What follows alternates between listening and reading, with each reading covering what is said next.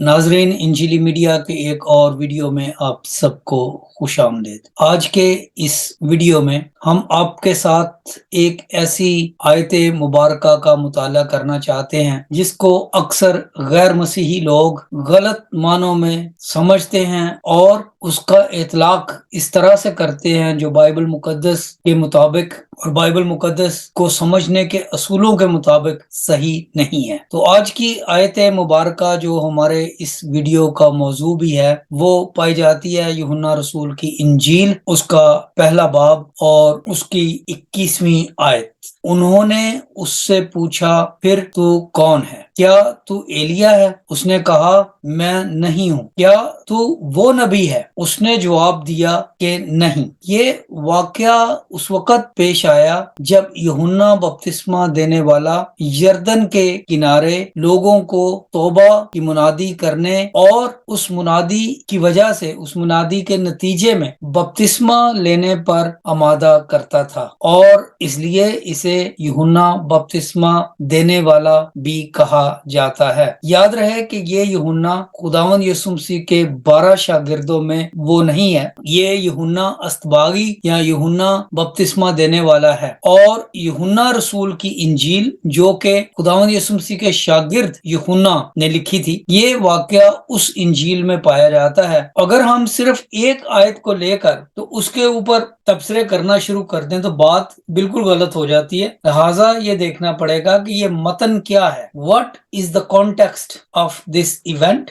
and of this verse? अगर आप ये पूरा वाकया पढ़ना चाहते हैं तो यूहन्ना रसूल की इंजील उसका पहला बाब 19वीं आयत से लेकर 33वीं आयत तक पढ़े। और यूहन्ना की गवाही ये है, काहिनों ने और लावियों ने उससे पूछा और लोगों को भेजा कि उससे पूछें कि वो कौन है, वो क्यों बपतिस्मा देता है। और इस तनाजर में उससे पूछा गया कि क्या तू एलिया है? तो यूहन्ना बपतिस्मा देने वाले ने कहा, नहीं, मैं नहीं हूँ। उन्होंने पूछा, क्या तू वो नबी है? उसने कहा, नहीं, मैं वो भी नहीं हूँ। उन्होंने फिर उससे पूछा कि तू बपतिस्मा क्यों देता है? अब ये पूरी बात अगर आप पढ़ें तो 29वीं आयत में हमें बताया गया कि खुदावंद यीशु मसीह को जब उसने अपनी तरफ आते हुए देखा तो उसने कहा, ये खुदा का बर्रा है जो दुनिया के गुनाह उठा ले जाता है। 33वीं आयत में लिखा है, चुनाचे मैंने देखा और गवाही दी है कि ये खुदा का बेटा है। ये अगर आप पूरा पैसेज पढ़ लें तो बात समझ में आएगी आपको कि ये बात क्या है। क्या तू वो नबी है? उसने कहा, नहीं, ये नबूवतों की तकमील है। आज हम इस हवाले को तौरेत के उस हवाले से मिलाकर मुआजना करके देखेंगे जहाँ पे उस नबी का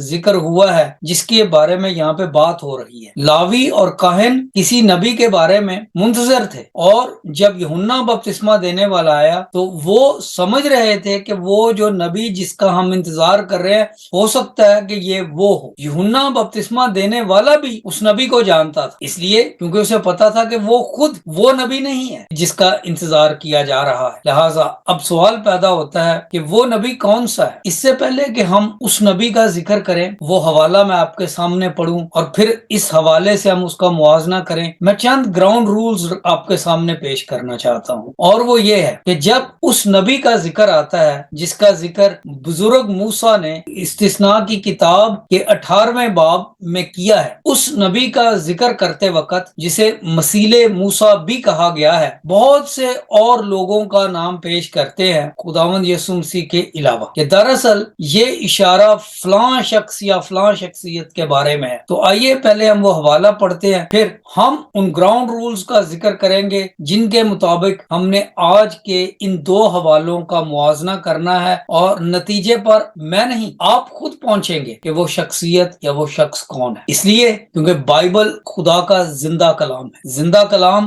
का मतलब ये है कि बाइबल अपने सवालों का जवाब खुद दे सकती है। जिंदा शख्स में इतनी कुदरत होती है कि अगर उससे कोई सवाल पूछा जाए उसके बारे में तो वो उसका जवाब दे सकता है। हम हमेशा कहते हैं बाइबल मुकद्दस खुदा का जिंदा कलाम है। अगर खुदा का जिंदा कलाम है तो जो हवाला यूहन्ना 1 बाब की 21वीं आयत में मौजूद है जिसमें वो नबी की इस्तलाह आई है, तो बाइबल मुकद्दस हमें खुद बता देगी कि वो नबी कौन सा है। तो आइए हम इस्तिस्ना 18वें बाब में से अब वो हवाले पढ़ते हैं। इस्तिस्ना 18 बाब और उसकी 9वीं आयत से लेकर 22वीं आयत तक एक नहायत ही अहम मजमून मौजूद موجود ہے اس کتاب میں، اور یہ بات شروع ہوتی ہے، اور یہ امپورٹنٹ پوائنٹ ہے، یہ بہت ہی اہم نقطہ ہے، یہ بات شروع ہوتی ہے کہ خدا بزرگ موسیٰ سے ہم کلام ہے، اور خدا تعالیٰ بزرگ موسیٰ کو کہہ رہے ہیں، بنی اسرائیل کو یہ پیغام دے رہے ہیں بزرگ موسیٰ کے ذریعے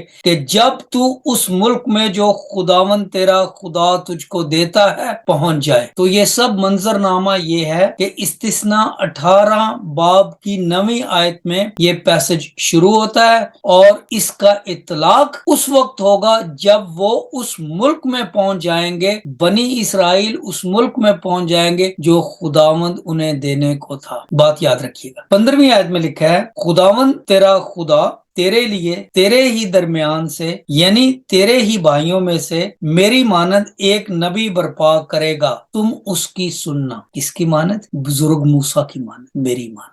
اور پھر 18ویں آیت میں یہ لکھا ہے میں ان کے لیے، اب خدا ہم کلام ہے، میں ان کے لیے ان ہی کے بھائیوں میں سے تیری مانند ایک نبی برپا کروں گا، اور اپنا کلام اس کے منہ میں ڈالوں گا، اور جو کچھ میں اسے حکم دوں گا وہی وہ ان سے کہے گا، اور جو کوئی میری ان باتوں کو جن کو وہ میرا نام لے کر کہے گا نہ سنے تو میں ان کا حساب اس سے لوں گا۔ یہ بائبل مقدس کی وہ آیات ہے جہاں پہ ایک ایسے نبی کا ذکر ہے جو بزرگ موسیٰ کے بعد آئے گا۔ اب بہت سے لوگ جو ہے وہ کہتے ہیں کہ یہ نبی جسے مسیل موسیٰ کہا گیا ہے، جو موسیٰ کی مانند ہوگا، یہ مسیل موسیٰ نبی جب آئے گا تو وہ اب نئے عہد نامے میں وہ نبی جس کا یوحنا پہلے باب کی 21ویں آیت میں ذکر ہے، وہ اس نبی کی طرف اشارہ کر رہا ہے جس کا وعدہ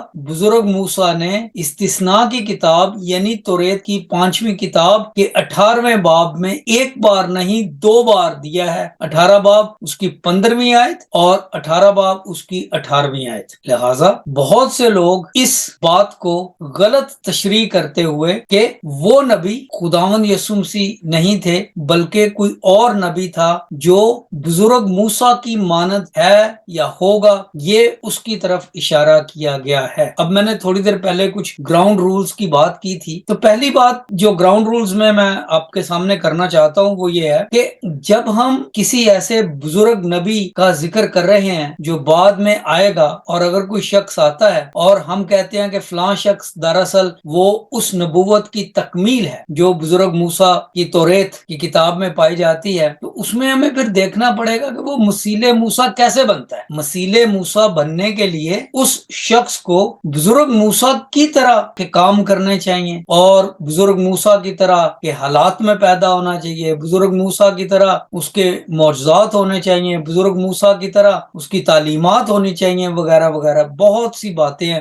لیکن جب یہ لوگ جو وہ نبی کو خداوند یسوع مسیح کے علاوہ کسی اور کو ثابت کرنے کی کوشش کرتے ہیں تو وہ ان دلائل کو یوں دیتے ہیں کہ حضرت موسیٰ، بزرگ موسیٰ نے شادی کی، جو وہ نبی ہوگا اس نے بھی شادی کرنی ہے، شادی کی ہے یا کی ہوگی یا کئی کی ہوں گی۔ اس کے علاوہ بزرگ موسیٰ نے ہجرت کی اپنے لوگوں کے ساتھ، یہ نبی بھی یا یہ شخص بھی ہجرت کرے گا۔ بزرگ موسیٰ شریعت لے کر آئے، یہ شخص بھی کوئی شریعت لے کر آئے گا۔ بزرگ موسیٰ نے کتاب لکھی، وہ کتاب ہوگی اس کے پاس۔ جنگیں لڑی، اس لیے وہ شخص جنگجو بھی ہوگا۔ لہٰذا جب آپ ایک نبی کو نبی سے کمپیئر کر رہے ہیں، موازنہ کر رہے ہیں، تو یہ کہنا کہ اس نے شادی کی، اس نے شادی کی، اس نے شادی نہیں کی، یہ بالکل ایک غیر ضروری بحث بن جاتی ہے۔ ایک نبی کا موازنہ دوسرے نبی کے ساتھ کرتے ہیں یا کسی شخص کے بارے میں یہ ثابت کرنا چاہتے ہیں کہ وہ واقعی اس شخص کے کردار کی تکمیل ہے، تو ہم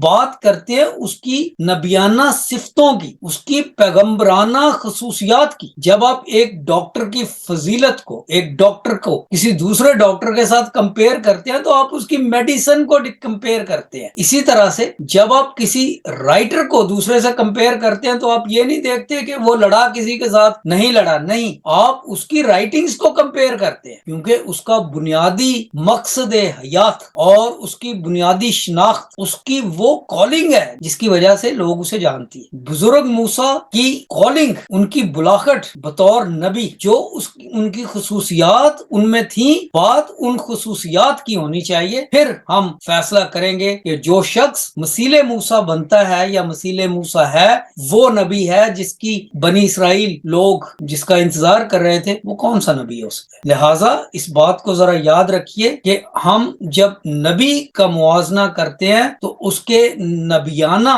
سٹینڈرڈز کو سامنے رکھ کے دوسرے نبی کے ساتھ اس کا موازنہ کریں۔ جو لوگ عام انبیاء کا مقابلہ یا موازنہ جو ہے وہ ان کی نبیانہ خصوصیات پر ہوگا۔ آئیے پھر ہم دیکھتے ہیں استثناء کی کتاب 18واں باب اور اس کی 9ویں آیت۔ جب تو اس ملک میں جو خداوند تیرا خدا تجھ کو دیتا ہے پہنچ جائے تو وہاں کی قوموں کی طرح مکروہ کام کرنے نہ سیکھنا۔ لہذا یہ پیشین گوئی کہ میں تیری مانند ایک نبی بھیجوں گا، یہ پیشین گوئی دینے سے پہلے خدا اس جگہ کا تعین کر رہا ہے کہ یہ نبی کہاں پر آئے گا۔ یہ نبی کہاں پر آئے گا؟ اس ملک میں جو خداوند تیرا خدا تجھ کو دیتا ہے جب تو وہاں پہنچ جائے۔ 9ویں آیت۔ اور اگر ہم بائبل مقدس ہی میں سے دیکھیں تو یہ کون سا ملک تھا جہاں پر بنی اسرائیل نے پہنچنا تھا جو خداوند انہیں دینے کو تھا؟ یعنی کنانیوں اور ہتھیوں اور اموریوں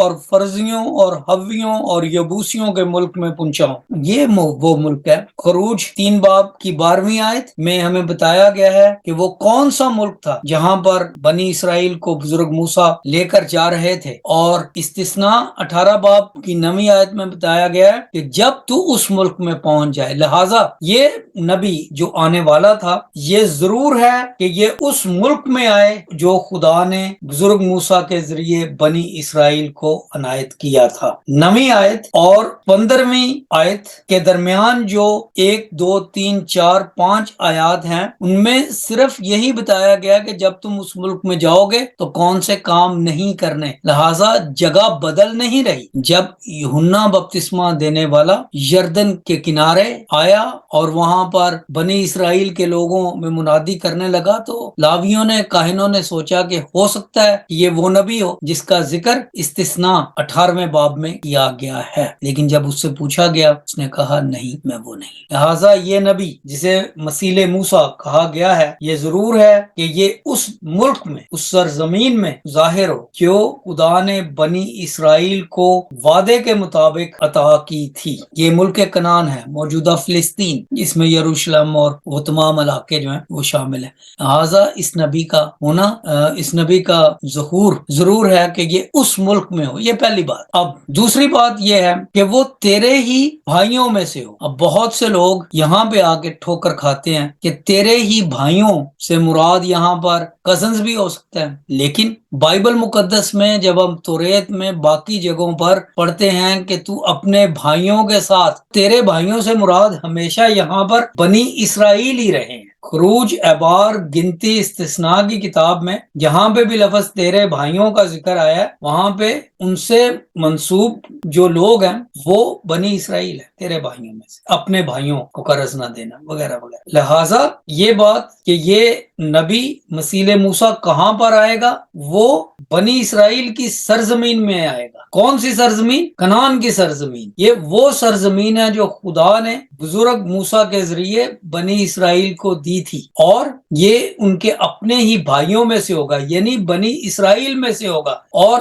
پھر لکھا ہے، اور یہ بات مزید اس بات کو کلیئر کر دیتی ہے کہ وہ نبی یا مسیل موسیٰ نبی کہاں آئے گا، تیرے ہی درمیان سے۔ اب ہم اس کی یہ تشریح بھی نہیں کر سکتے کہ وہ بنی اسرائیل ہوں گے لیکن وہ کسی اور ملک میں بس رہے ہوں گے یا کسی اور جگہ پر ان کی موجودگی ہوگی جن میں سے وہ نبی آئے گا۔ نہیں، 3 چیزیں ہیں یہاں پر کہ وہ اس ملک میں آئے گا جو خدا تجھے دینے کو ہے، یعنی ملک کنعان میں۔ دوسری بات، وہ تیرے بھائیوں میں سے یعنی بنی اسرائیل میں سے ہوگا، اور میں نے تھوڑا سا ذکر کیا ہے کہ وہ بنی اسرائیل یعنی اسحاق کی اولاد میں سے ہوگا، کزنز میں سے نہیں ہوگا، کیونکہ بائبل میں باقی جو حوالے ہیں وہ اسی بات کو سپورٹ کرتے ہیں، اور وہ تیرے ہی درمیان میں سے ہوگا۔ لہٰذا ان تمام چیزوں کو جب ہم دیکھتے ہیں تو ہمیں پتہ چلتا ہے کہ لاوی اور کہن انتظار کر رہے تھے کسی نبی کا جس نے ان کی سرزمین میں انہیں جنم لینا تھا، ان کی سرزمین میں ظاہر ہونا تھا، کیونکہ وہ ان حوالوں کو جانتے تھے۔ یوحنا بپتسمہ دینے والا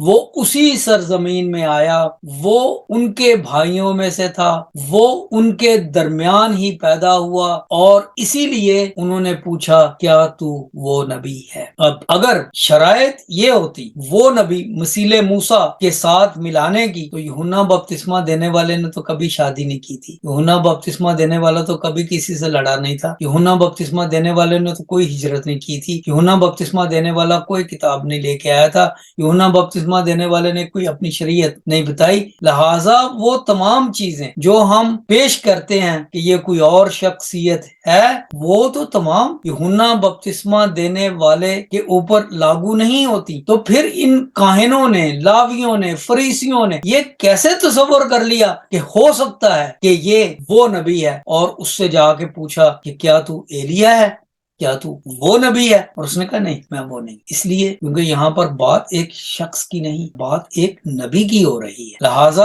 ہم دیکھتے ہیں کہ یہ چند بنیادی باتیں ہیں جن کی وجہ سے وہ نبی، مسیح موسیٰ نبی، استثناء 18 باب 15ویں اور 18ویں آیت کا نبی، جس کا ریفرنس یوحنا کی انجیل پہلا باب اور اس کی 21ویں آیت میں دیا گیا ہے، وہ دراصل خداوند یسوع مسیح ہیں۔ کیسے؟ خداوند یسوع مسیح کی پیدائش اسی سرزمین میں ہوئی جو بنی اسرائیل کو خداوند تعالیٰ نے بخشی تھی، بزرگ موسیٰ اور یشوع اور ان تمام لیڈروں کی وجہ سے وہ اسی سرزمین میں پیدا ہوئے جہاں پر دودھ اور شہد کی نہریں بہتی ہیں۔ یہ بھی ہم نے خروج میں پڑھا ہے کہ خدا نے ان سے وعدہ کیا تھا کہ میں تمہیں اس سرزمین میں لے کر جاؤں۔ خداوند یسوع مسیح کی پیدائش انہی کے درمیان ہوئی۔ خداوند یسوع مسیح کی پیدائش ان کے بھائیوں میں سے تھی، مریم مقدسہ کا شجرہ نسب ان کے بھائیوں میں سے تھا، اسی قوم میں سے تھا۔ اور اس کے علاوہ اگر ہم ان کی نبیانہ خصوصیات کا ذکر کریں تو ہم دیکھیں گے کہ مسیح موسیٰ دراصل مکمل طور پر خداوند یسوع مسیح کیسے ہیں۔ اس ویڈیو کو ہم یہیں پر ختم کرتے ہیں۔ یہ وہ نبی کون کا پہلا حصہ ہے۔ اسی ویڈیو سلسلے کے دوسرے حصے میں ہم وہ باتیں سیکھیں گے اور ان باتوں کا ذکر کریں گے، ان خصوصیات کا ذکر کریں گے جو نبیوں میں پائی جاتی ہیں، اور کس طریقے سے وہ خصوصیات، وہ نبیانہ خصوصیات جو بزرگ موسیٰ کا ترہ امتیاز تھی، وہ کس طرح سے خداوند یسوع مسیح کی زندگی میں نقطۂ عروج، نقطۂ کمال کو پہنچتی ہیں۔ وہ باتیں جو بزرگ موسیٰ کی زندگی میں تکمیل نہ ہو سکی، وہ کس طرح سے خداوند یسوع مسیح کی زندگی میں تکمیل کو پہنچتی ہیں۔ مثال کے طور پر شریعت، ترسیل شریعت بزرگ موسیٰ کے ذریعے ہوئی، تکمیل شریعت کوئی نہ کر سکا خداوند یسوع مسیح کے سوا۔ یہ ایک بات ہے، کم از کم 2 درجن اور اس طرح کی باتیں ہیں جو ہم اپنے اگلے ویڈیو میں دیکھیں گے کہ مسیح موسیٰ خداوند یسوع المسیح کیسے ہیں، اور وہ نبی جس کا شبہ لاویوں اور کاہنوں اور فریسیوں کو یوحنا بپتسمہ دینے والے پر ہوا، وہ کس طریقے سے دراصل خداوند یسوع مسیح کی ذات اقدس میں ان کا ظہور ہوا۔ یہی وجہ ہے کہ اس حوالے میں چند ہی آیات کے بعد اس بات کا اقرار کر دیا جاتا ہے کہ وہ خدا کا برہ ہے، وہ خدا کا بیٹا ہے۔ اس ویڈیو کو ہم یہیں پہ ختم کرتے ہیں۔ اس کا دوسرا حصہ دیکھنے کے لیے تھوڑا سا انتظار کیجیے۔ خداوند آپ کو بہت برکت۔